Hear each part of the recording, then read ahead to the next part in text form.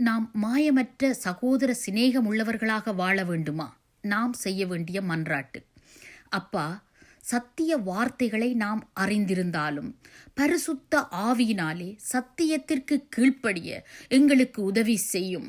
தேவ வார்த்தைகளினாலே நம் ஆத்துமாவை சுத்தமாக்க எங்களுக்கு கிருபை தாரும். அப்பா, உண்மையுள்ள இருதயத்தோடு வெளி வேடமற்ற முறையில் ஒருவரில் ஒருவர் ஊக்கமாய் அன்பு கூர்ந்து வாழ எங்களுக்கு கற்று தாரும் என்று கருத்தாய் அவரிடமே மன்றாடுவோம். அப்பொழுதுதான் நாம் அழியக்கூடிய வித்தினால் அல்ல, மாறாக உயிருள்ளதும் நிலைத்திருப்பதுமான அழியாத வித்தாகிய கடவுளின் வார்த்தையினால் மறுபடியும் புது பிறப்பு அடைந்துள்ளவர்கள் என்றும், குற்றமில்லாத மாசற்ற ஆட்டுக்குட்டியானவருடைய இரத்தத்தினால் மீட்கப்பட்டவர்களாயும் இருப்போம் என்று வேதம் நமக்கு தெளிவாய் சொல்லியிருக்கிறது. சத்தியத்தையும் அறிவீர்கள், சத்தியம் உங்களை விடுதலையாக்கும்.